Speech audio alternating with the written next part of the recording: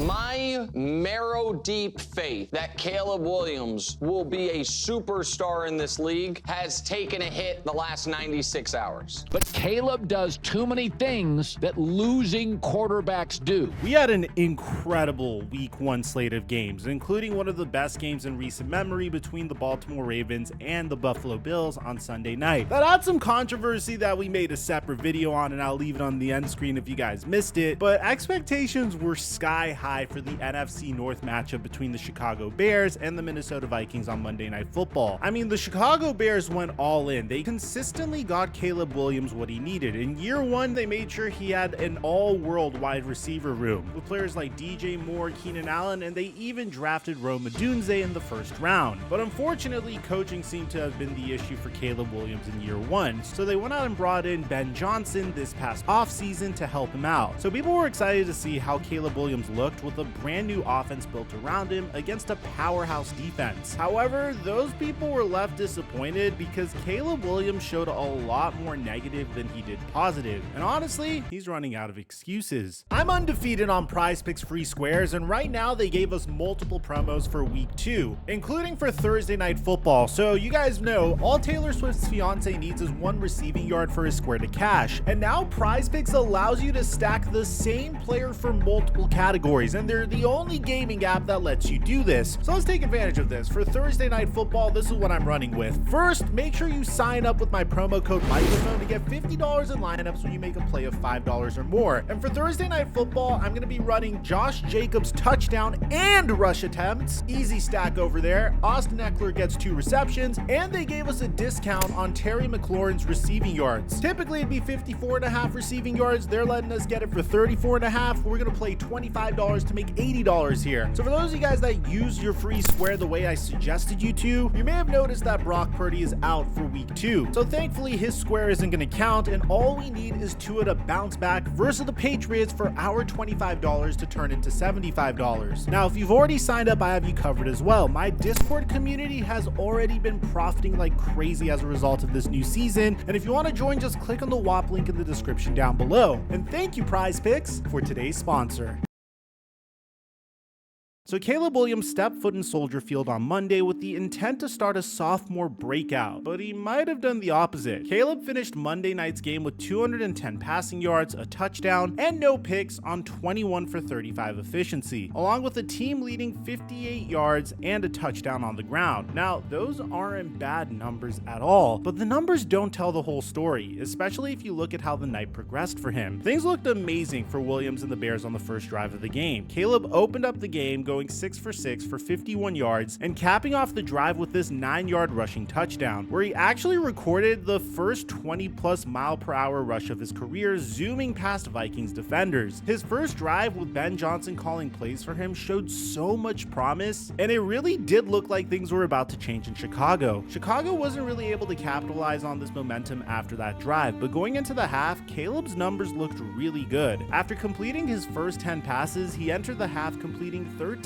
of his 16 passes for 112 yards and had Chicago up 10-6 on the JJ McCarthy-led Vikings. However, in the second half, he only completed 8 of his 19 passes for 98 yards and failed to keep a lead. Bear in mind, JJ McCarthy looked terrible to start out the game. The man looked like he simply didn't belong out there, and he even threw a pick 6. But following the half, Caleb allowed JJ McCarthy and the Vikings to put up 21 unanswered points and steal a division win on the road. Now, you could say that it wasn't all Williams' fault, but if you watch the film, which I'm going to show you, you'll realize that it is 100% his fault, and that he has some major flaws that need to be addressed if he wants any chance to living up to his insurmountable pre-draft hype. So the first play I want to show you is less of an accuracy issue for Caleb, but more of a decision-making issue, which alongside his accuracy issues on Monday ultimately led to his demise in the second half. Here, Chicago lines in an offset I formation. formation, with the wide receiver motioning to the wide side of the field where the fullback is. Everyone thought Chicago was going to run the ball here, but instead, Ben Johnson gets sneaking to try to catch Brian Flores' defense off guard. One thing to point out once the ball is snapped is how poorly the left tackle Braxton Jones played his man here, allowing him to run right by him. But fortunately for Caleb and the Bears, DeAndre Swift picks him up flawlessly, creating a perfect pocket for Caleb to sit and make his throw. Now at this point, Caleb has his eyes on one guy, and that's rookie first-round tight end Colston Loveland over the middle of the field. Loveland runs a curl, which ends up being directly behind a Vikings linebacker, so Caleb does the right thing and doesn't force the throw. However, there are two big mistakes with what happens next. First, before even moving his eyes to try to find another receiving option, he starts his throwing motion toward the right sideline and tries to hit who he knew would be there as a check down. But the thing is, the check down was played perfectly, forcing Caleb to try and place this ball in a perfect sideline window, which he does not. Second, as soon as Caleb looks away from Loveland and forces this check down, the number 10 overall pick breaks away from the defender and finds himself wide open in the middle of the field. If Caleb had stayed patient for just 1 second longer and not forced a throw to his check down when his pocket was still intact, then he would have had a huge completion for a first down and more to a guy who is super exciting after the catch as well. This was a very preventable mistake from the second-year quarterback, but it didn't really showcase how truly inaccurate he was. Let me show you a couple of throws where Caleb Williams just completely missed his receivers because his misses were bad. There's a series of plays here that really stand out to me and really showcase how inaccurate Caleb Williams was during the game. Here with the ball on the Minnesota 25-yard line, Williams is put in a position where he should look to create a play and keep getting closer to the goal line while also, and I cannot emphasize this enough, keeping the ball safe. However, once the ball is snapped, Caleb takes one look toward his first read, then whips his head over towards the middle of the field, eyeing down this slant from DJ Moore. The thing is, though, this slant was only open for a sliver of time, so Caleb would have had to get the ball out at the perfect time so that 1, this could even be completed, and 2,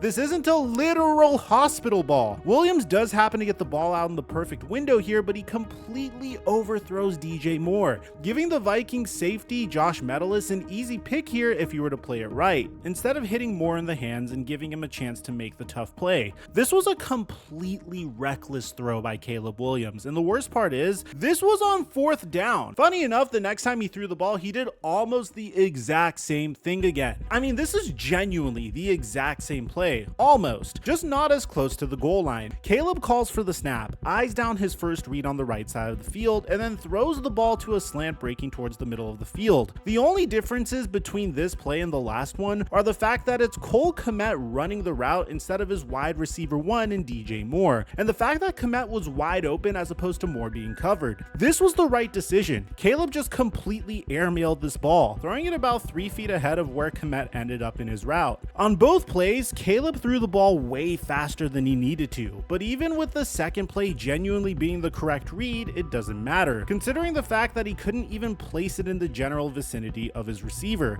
And in case that isn't enough, here are a few more examples of Caleb showing complete inaccuracy. Here he misses his receiver for a wide open hole shot in the run. Here he throws the ball far behind Olamide Zaccheaus, which could have easily been picked off. Here Williams makes arguably the most inaccurate pass of his entire career on what should have been an easy completion to a wide open Cole Kmet. And finally, this is the one that should hurt Bears fans the most. DJ Moore ran an absolutely flawless slot fade to find himself in between 2 cover 2 zones, and if Caleb wouldn't have overthrown him here, this would have been a walk-in touchdown and probably the difference between a Bears loss and a Bears win.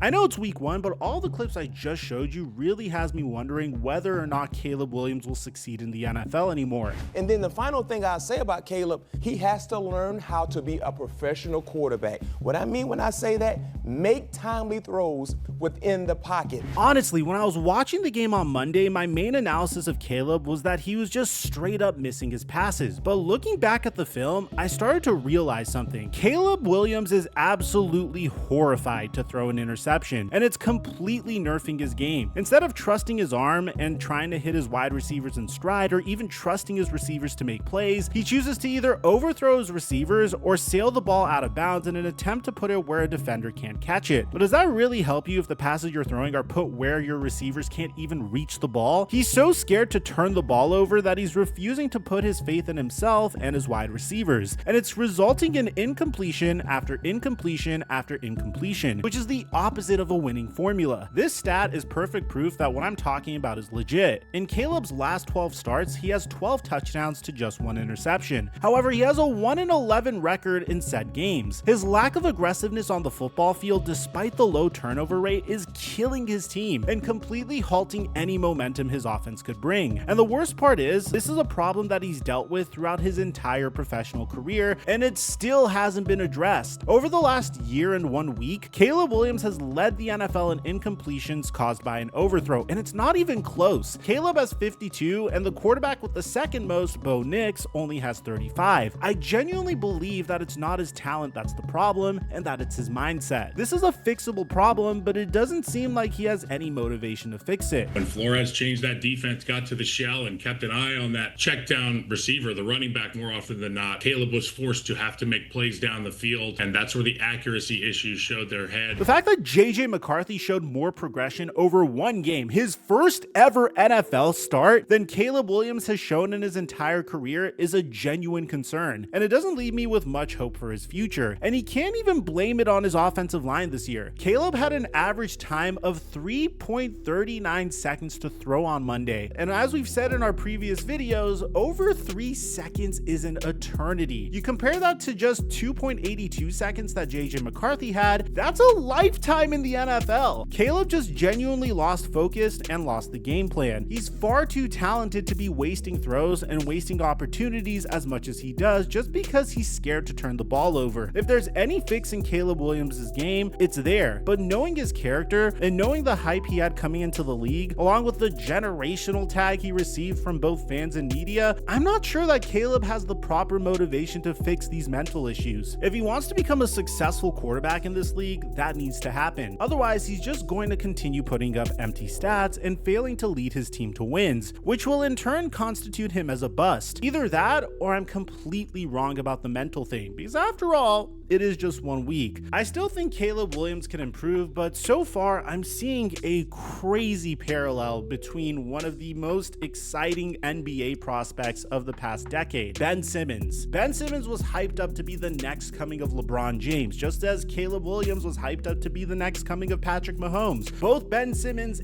and Caleb Williams possessed all the physical tools to become the player that he was compared to. Both Ben Simmons and Caleb Williams seem to lack the composure to be able to lead their teams, and both seem like relatively mentally feeble players. And that's not to say Caleb Williams can't have some years where he makes it to a Pro Bowl, but ultimately I'm starting to get the feeling that he is going to fall significantly short of the expectations placed before him. Now, again, we're only 1 week into the season, it's still a brand new head coaching staff. These are things that could be fixed, but what I'm saying is I would not be surprised if they are not fixed. Let me know in the comment section down below, what do you guys think about all this? Aside from that, I don't know if you guys heard, but there are some disturbing allegations being levied against Tyreek Hill. I made a completely separate video on that. I'm going to leave it in the end screen. I'll meet you guys there. I'm your boy Mike. I'm dropping our mic until our next upload.